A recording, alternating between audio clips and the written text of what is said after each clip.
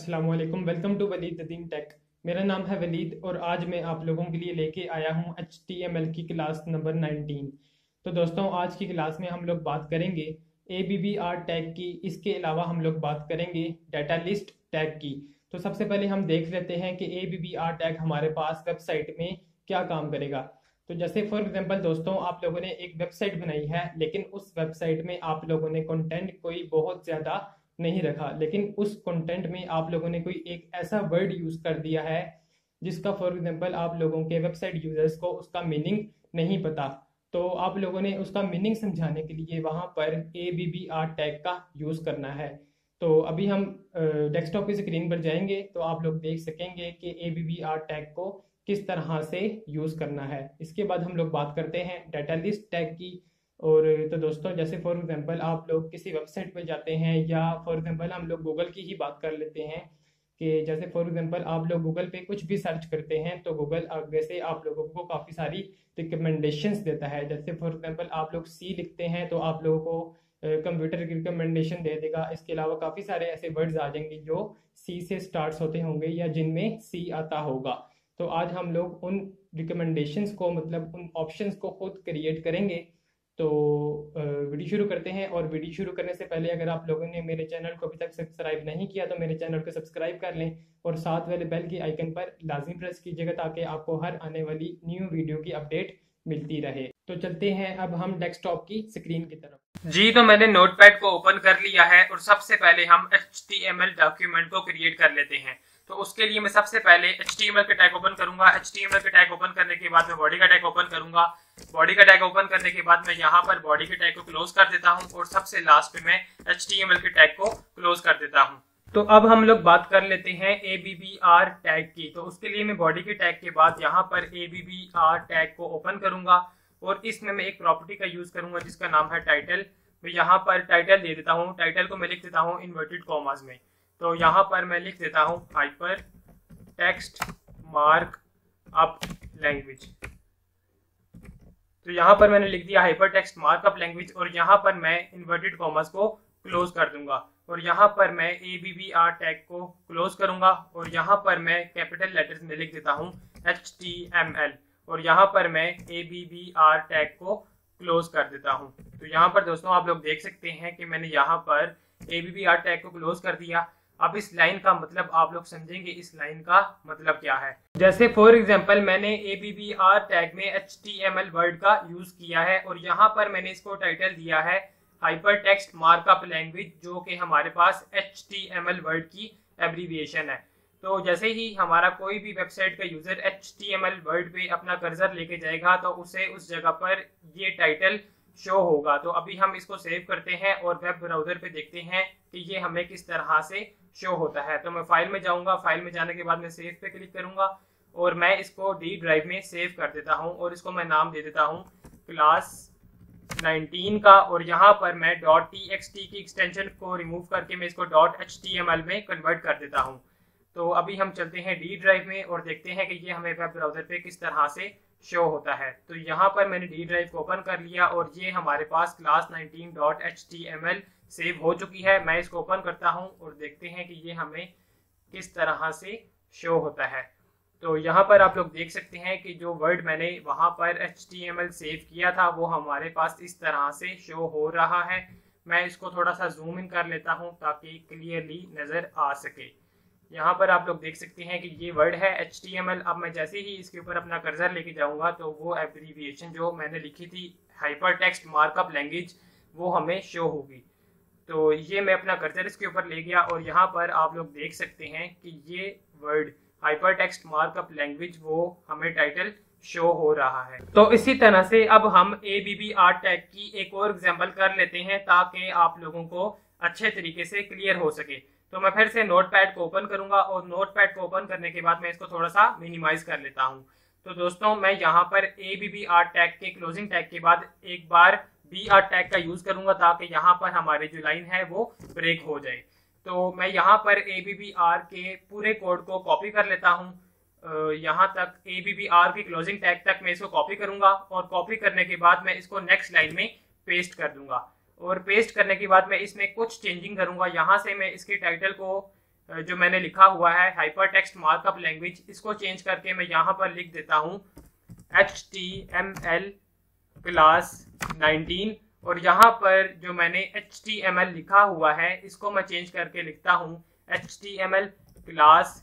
और इस कोड को मैं सेव कर लेता हूँ। तो सेव करने के लिए मैं फाइल में जाऊँगा। फाइल में जाने के बाद मैं यहाँ पर सेव पे प्रेस करूंगा और जब मैं वेब ब्राउजर पे रिफ्रेश करूंगा तो यहाँ पर दोस्तों आप लोग देख सकते हैं कि हमारे पास HTML क्लास शो हो चुका है। अब जैसे ही मैं इसके ऊपर अपना कर्सर लेके जाऊंगा तो वहां पर जो मैंने इसको टाइटल दिया हुआ है वो हमें शो होगा। तो अब आप लोग देख सकते हैं कि ये मैं इसके ऊपर अपना कर्सर लेके गया और यहाँ पर हमारे पास जो टाइटल मैंने दिया था HTML क्लास 19 का वो हमें शो हो रहा है। तो दोस्तों यहाँ पर मैं नोटपैड ओपन करके आप लोगों को बताता हूँ कि फर्स्ट टाइम हमने जो ABBR टैग ओपन किया उसमें मैंने HTML को टाइटल दिया था हाइपर टेक्स्ट मार्कअप लैंग्वेज, और उसके बाद मैंने BR टैग का यूज किया ताकि यहाँ पर हमारी जो लाइन है वो ब्रेक हो जाए। उसके बाद हमने दूसरी एग्जांपल की ABBR टैग की और उसमें मैंने नाम दिया HTML क्लास का और उसको मैंने टाइटल दे दिया HTML क्लास 19 का। मतलब जब हम HTML क्लास के ऊपर अपना कर्सर लेके जाएंगे तो हमें जो टाइटल है वो शो होगा HTML क्लास 19 का, और यहाँ पर जब हम HTML के ऊपर अपना कर्सर लेके जाएंगे तो यहाँ पर जो हमने टाइटल दिया है हाइपर टेक्स्ट मार्कअप लैंग्वेज का वो हमें इस तरह से शो होगा। तो दोस्तों अब हम एक डाटा लिस्ट को क्रिएट कर लेते हैं। तो सबसे पहले मैंने जो ABBR टैग की सेकंड एग्जांपल की थी, इसके क्लोजिंग टैग के बाद मैं यहाँ पर BR टैग का यूज कर दूंगा ताकि हमारी जो लाइन है वो यहाँ पर ब्रेक हो जाए। और नेक्स्ट लाइन में मैं इनपुट टैग का यूज करूंगा। यहाँ पर मैंने इनपुट टैग का यूज किया और इसमें मैं एक प्रॉपर्टी का यूज करूंगा जिसका नाम है लिस्ट, और यहाँ पर मैंने लिस्ट प्रॉपर्टी का यूज किया और इसको मैं नाम देता हूँ list is equal to, for example मैं यहाँ पर इन्वर्टेड कॉमर्स में अपना नाम दे देता हूँ। यहाँ पर मैंने वलीद लिख दिया और यहाँ पर मैं इन्वर्टेड कॉमर्स को क्लोज कर लेता हूँ और यहाँ पर मैं इनपुट टैग को क्लोज कर देता हूँ। और अब मैं नेक्स्ट लाइन में जाऊंगा। नेक्स्ट लाइन में जाने के बाद मैं यहाँ पर डाटा लिस्ट टैग को ओपन करूंगा। तो इस तरीके से मैं डाटा लिस्ट टैग को ओपन कर दूंगा और नेक्स्ट लाइन ही में मैं डाटा लिस्ट टैग को क्लोज कर देता हूं। तो यहाँ पर मैंने डाटा लिस्ट टैग को क्लोज कर दिया। और अब दोस्तों आप लोगों ने एक बात यहाँ पर अच्छे तरीके से समझनी है, वो ये कि जहां पर मैंने डाटा लिस्ट टैग को ओपन किया है इसमें मैं एक प्रॉपर्टी का यूज करूंगा, उसका नाम है ID। तो यहाँ पर मैं ID प्रॉपर्टी का यूज करूंगा और इसके बाद मैं इक्वल्स टू का साइन यूज करूंगा और यहाँ पर मैं इन्वर्टेड कॉमर्स को स्टार्ट करूंगा और यहाँ पर मैं वो नाम लिखूंगा जो मैंने इनपुट टैग में लिस्ट प्रॉपर्टी के अंदर लिखा है। जो मैंने यहाँ पर नाम लिखा है वलीद, वो मैं इधर ID दे दूंगा वलीद। तो यहाँ पर मैं लिख देता हूँ वलीद और यहाँ पर मैं इन्वर्टेड कॉमर्स को क्लोज कर दूंगा। और अब दोस्तों यहाँ पर भी आप लोगों ने एक बात के ऊपर गौर करना है कि यहाँ पर जो मैंने इनपुट टैग ओपन किया था इसमें मैंने जो लिस्ट प्रॉपर्टी का यूज किया और लिस्ट में मैंने नाम दिया था वलीद। अगर फॉर एग्जांपल मैं यहाँ पर लिख देता वलीद 1 और वलीद 1 लिखने के बाद मैं यहाँ पर डाटा लिस्ट में जो ID दी है वलीद, तो दोस्तों हमारा कभी भी आउटपुट ठीक ना होता।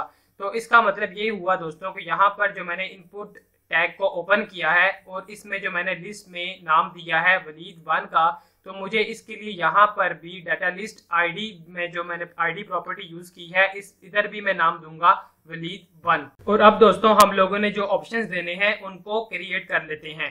तो यहाँ पर मैं डाटा लिस्ट टैग के बाद नेक्स्ट लाइन में जाऊंगा और यहाँ पर मैं ऑप्शन टैग को ओपन करूंगा। यहाँ पर मैं ऑप्शन टैग को ओपन कर लेता हूं और इसमें मैं एक प्रॉपर्टी का यूज करूंगा जिसका नाम है वैल्यू और यहाँ पर मैं वैल्यू दे देता हूं। फॉर एग्जांपल मैं इन्वर्टेड कॉमर्स में यहाँ पर लिख देता हूं कंप्यूटर, और कंप्यूटर लिखने के बाद मैं यहाँ पर इन्वर्टेड कॉमर्स को क्लोज कर देता हूँ और यहाँ पर मैं ऑप्शन टैग को क्लोज कर देता हूँ।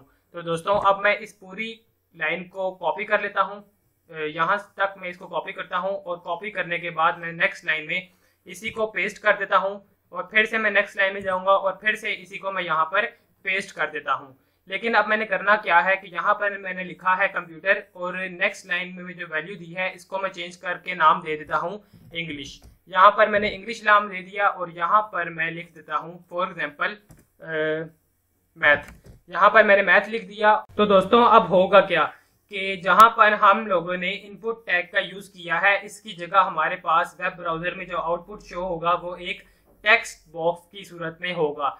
और दोस्तों जहां पर हम लोगों ने ऑप्शंस टैग का यूज किया है इसमें हमारे पास होगा ये कि जो हमारे पास टेक्स्ट बॉक्स शो होगा, फॉर एग्जांपल अगर मैं उधर सी लिखता हूं तो हमारे पास जो ऑप्शन मैंने दिया हुआ है सी से कंप्यूटर, तो ऑटोमेटिकली ये हमारे पास शो होगा कि क्या आप कंप्यूटर सर्च करना चाह रहे हैं। और इसी तरीके से अगर हम लोग टेक्स्ट बॉक्स में ई सर्च करेंगे तो हमारे पास दो ऑप्शंस शो होंगे, एक कंप्यूटर का क्योंकि कंप्यूटर में भी हमारे पास ई आ रहा है, और एक इंग्लिश का क्योंकि इंग्लिश में भी हमारे पास ई आ रहा है। तो अभी हम चलते हैं वेब ब्राउजर में, उससे पहले हम इसको सेव कर लेते हैं। तो सेव करने के लिए मैं फाइल में जाऊंगा, फाइल में जाने के बाद मैं सेव पे प्रेस करूंगा और अब हम वेब ब्राउजर पे रिफ्रेश करते हैं। तो यहाँ पर दोस्तों आप लोग देख सकते हैं कि हमारे पास एक टेक्स्ट बॉक्स क्रिएट हो चुका है। अब मैं जैसे ही इसमें फॉर एग्जांपल मैं लिखता हूँ ई, तो यहाँ पर दोस्तों हमारे पास वो दो सब्जेक्ट शो करवा रहा है, एक है हमारे पास कंप्यूटर और एक है हमारे पास इंग्लिश। और इसी तरह अगर मैं यहाँ पर एम लिखूंगा तो मेरे पास कंप्यूटर में एम आ रहा है और मैथ्स में भी, क्योंकि हमने मैथ्स वहां पर एक ऑप्शन क्रिएट किया था, जो ऑप्शन हमारे पास ये है, जो मैंने इसको वैल्यू दी थी option value is equal to math. वो जैसे ही मैंने उधर एम लिखा तो यहाँ पर हमें वो मैथ शो करवा रहा है। और अब दोस्तों हम अपने टेक्स्ट बॉक्स को एक प्रॉपर नाम दे देते हैं ताकि ये हमें वेब ब्राउजर में थोड़ा देखने में अच्छा लगे। तो यहाँ पर मैं नोटपैड को ओपन करूंगा और नोटपैड को ओपन करने के बाद मैं इनपुट टैग से पहले यहाँ पर लिख देता हूँ फॉर एग्जाम्पल इंटर सब्जेक्ट। और इंटर सब्जेक्ट लिखने के बाद मैं फाइल में जाऊंगा, फाइल में जाने के बाद मैं सेव कर लेता हूं और वेब ब्राउजर पे जब मैं इसको रिफ्रेश करूंगा तो यहाँ पर दोस्तों आप लोग देख सकते हैं कि हमारे पास एक प्रॉपर टेक्स्ट बॉक्स क्रिएट हो चुका है।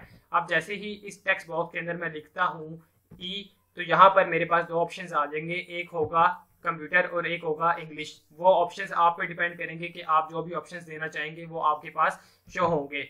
तो यहाँ पर जैसे ही मैं ई सिलेक्ट करूंगा तो मेरे पास कंप्यूटर और इंग्लिश आ जाएगा, और जैसे ही मैं यहाँ पर एम सिलेक्ट करूंगा तो मेरे पास कंप्यूटर और मैथ आ जाएगा। तो दोस्तों ये थी हमारे पास आज की क्लास, और आज की क्लास में हमने सीखा डाटा लिस्ट टैग को, इसके अलावा हमने ABBR टैग को सीखा, और ये है हमारे पास आज की क्लास का पूरा कोड।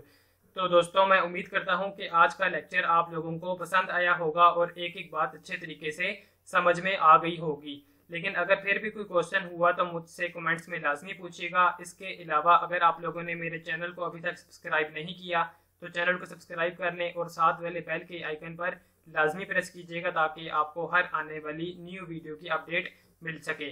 तो मिलते हैं अब हम किसी और वीडियो में न्यू इन्फॉर्मेशन के साथ, तब तक के लिए अपना ख्याल रखिएगा। अल्लाह हाफिज़।